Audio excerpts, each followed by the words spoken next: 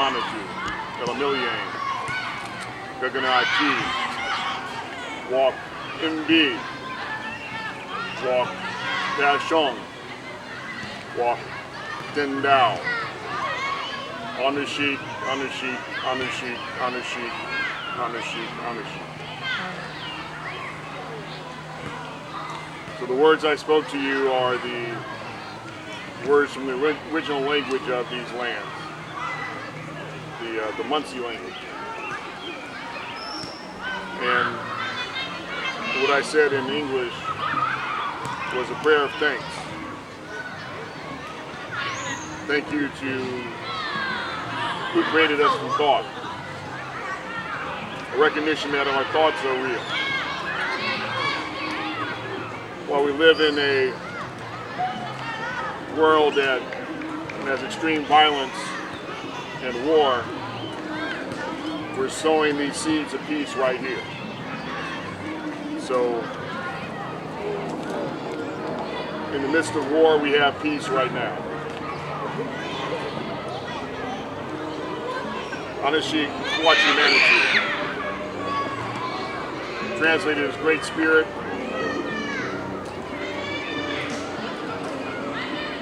It's really not necessarily a good way to translate all these different feelings and thoughts. But for now, that's good. Great Spirit. But the recognition that Manitou is everywhere. Kwachi Manitou. Manitou is in the people. It's in the animals. It's in the birds, the fish, the trees. The trees are alive, even the stones, like the stone we have here. So, when we recognize that we all have Manitou, then it is a small step to recognize Palestinian people and Jewish people as people. As brothers and sisters.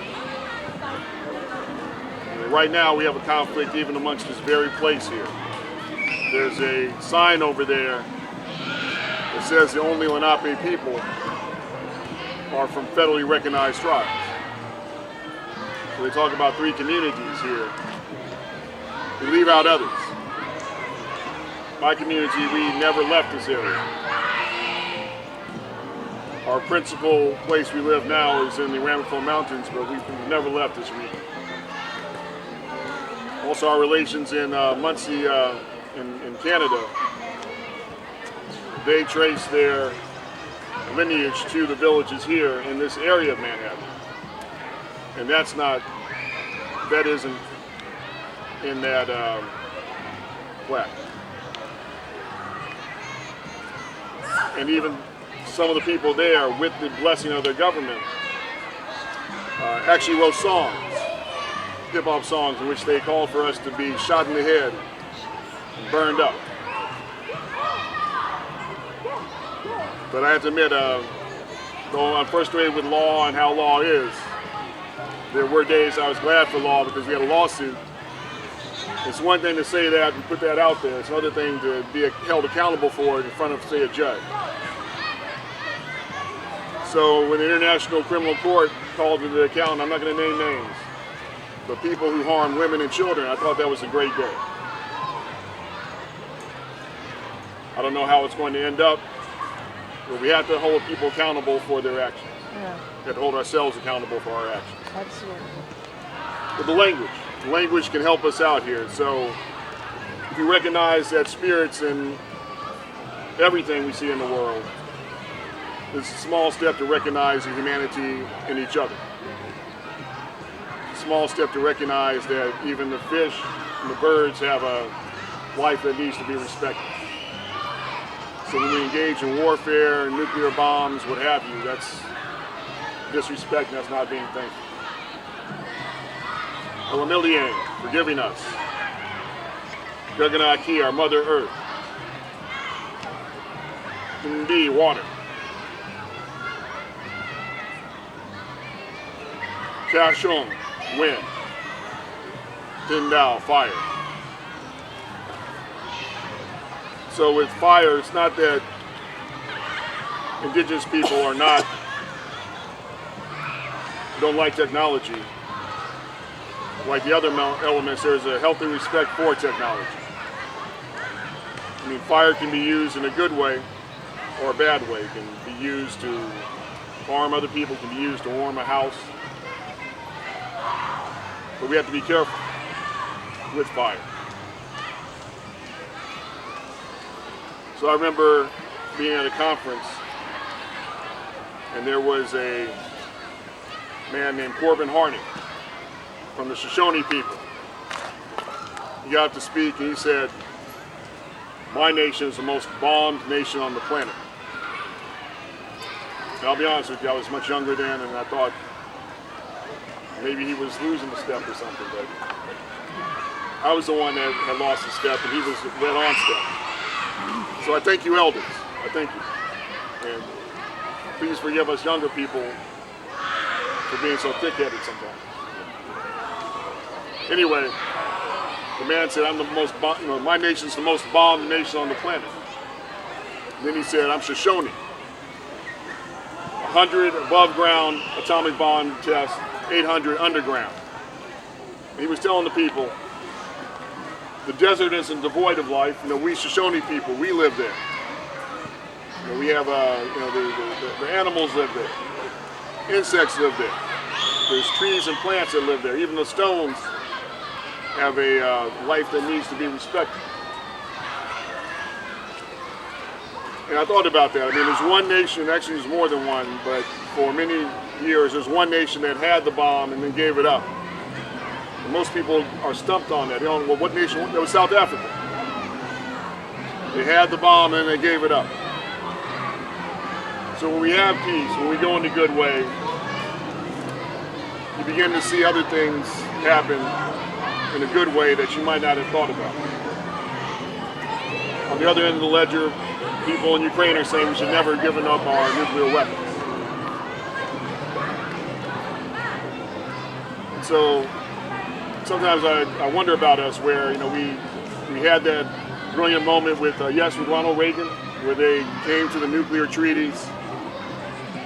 It seems like now we want to go back to a new Cold War for, I don't know why. I guess it reminds me of Colin Powell. I heard him speak one time. He said, when the Soviet Union fell and then they decided maybe we should give up all these weapons. He said, no, you guys can't do that. I'm getting ready to retire. I built my whole career on hating you guys. You guys can't just quit like that. So obviously there's something else going on, But today's a good day with the peace walk. And I'll just take it back to what I was saying earlier about these communities in Oklahoma, the leadership, and that seems to be a lot of times what happens. It's not necessarily the people. So of course, there are a lot of people that do a lot of bad things, but oftentimes the worst crimes are committed by the government. Because with them, oftentimes the power is magnified. And what's that saying they used to say, you kill one person, you're a murderer, you kill 10, you're a serial killer, and you kill 1,000, you're a general or government official? A war hero. A what? A war. War hero. I got that. But if you go back to the language, whether it's Cherokee, Navajo, Iroquois, many of these words were not words that the original people spoke. If you do a back translation, it's some variation of the people. Iroquois, they're the people of the Longhouse, Haudenosaunee. Navajo, Dene, the people. The Hopi, the people. It's even Lenape or Muncie, we're the wolf people. Muncie, the wolf people. So sometimes when I looked at this poster here or was dealing with this case, I thought it was kind of odd. The people saying, we're the people and you're not the people. I mean, we're the keepers of the past, the guardians of this passageway, but all of us that live here and drink the waters here, that breathe the air here, we all need to take up that mantle of being keepers of these lands. So, welcome to the land of the people here. And the people that live here, thank you for stepping up and being a guardian of these spaces. Thank you.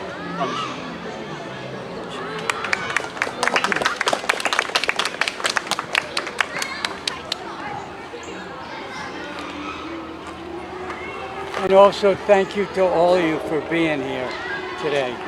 This is a sacred and a special moment. These are special times that we live in. These are sacred things that we're doing. Each step is a sacred step for peace, for the planet, for justice, and for democracy. So let's remember that.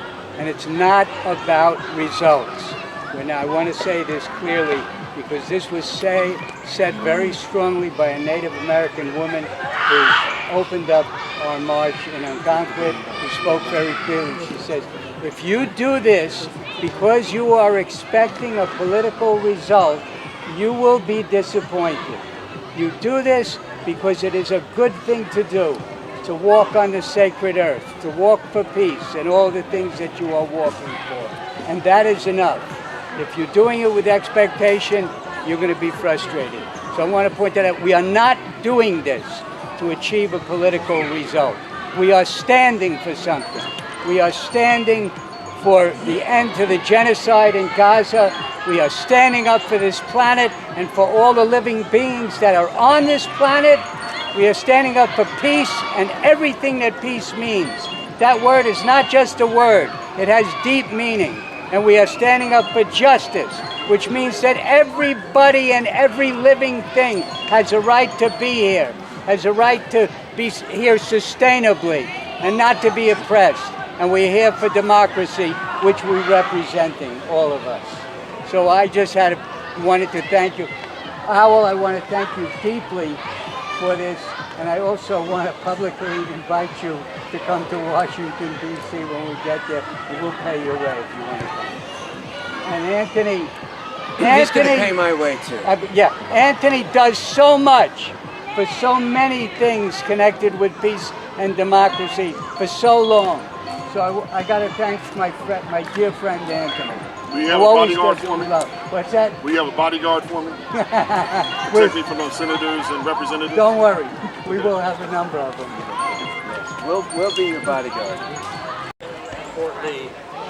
We're going to end up tonight in Fort Lee. We're going to start all over again tomorrow morning in Fort Lee to walk through the peace activist areas that have been created in that county. Long-standing peace vigils on street corners and Puffin Cultural Forum, which is hosting many of our events, has what's called a peace pole, and it has a statue of Pete Seeger.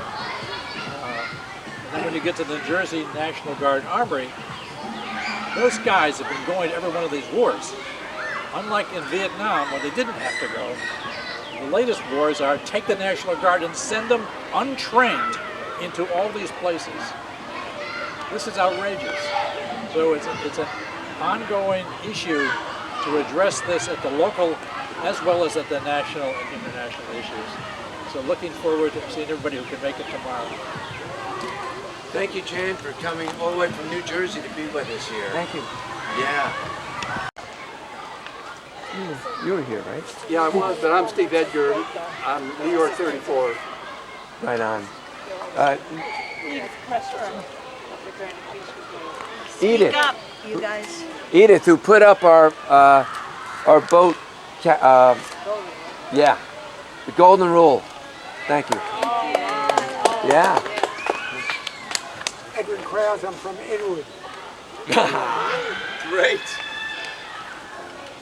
Alan? Alan, and we're from Upper West Side. Rebecca, Upper West Side. My name is Mary Jelinek. I'm with Pax Christi International. I live in Manhattan. Everyone else? Anyone else join us? Rosemary from Pax Christi, New York State, Pax Christi Metro, New York, and living in Queens. Phyllis from Manhattan, from the Granny Peace Brigade, and Move the Money. No, I already said. Okay. Sorry. Julie from here in New York. I'm Linda from Hell's Kitchen and VFP Chapter 34. You were with us before, right? No? I joined right here. Wow. Thank you. I was with you on Sunday. Thank you. So, I want to invite people to join us in New Jersey tomorrow at the Fort Lee Senior Center at noon. We can give you some, if you sign up, you can get all the details. We're going to be stopping in Leonia, which has had a peace vigil. It's now called the Ceasefire Vigil. They've been since 2003, every single Sunday. There are 3 peace poles in Leonia. We'll be going on to Puffin. Jan mentioned that they have a peace pole. And then we'll be going to the National Guard Armory, where the Teaneck Peace and Justice Vigil has been every single Wednesday since 2005. That's 981 consecutive vigils at the Armory. And it's a ceasefire vigil, and there are plenty of signs, and you're all welcome to come to our house afterwards for a potluck. we're going to make that announcement in Fort Lee as well. Yeah. So, and Paula, I'm sorry. Paula That's okay. with Jan. Okay. Thank you, Paula. Thank you very much.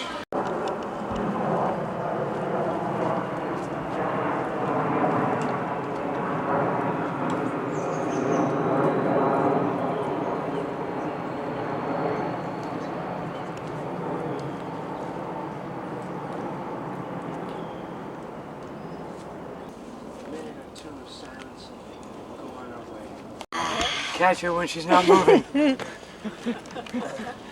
She's always moving, that girl.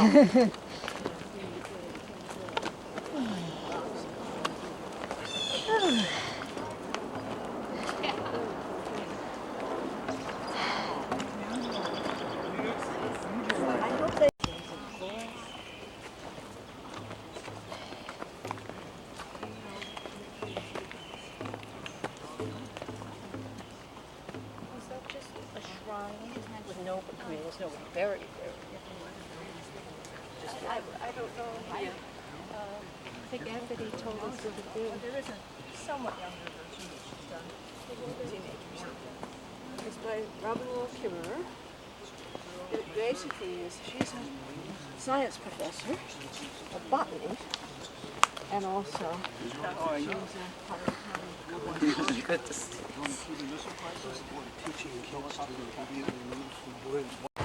For those who didn't get their steps in, you know, this morning. Oh, really? Eat it up. And then This went is the into slower. Can we go that way and go around? There you go. Oh, wow.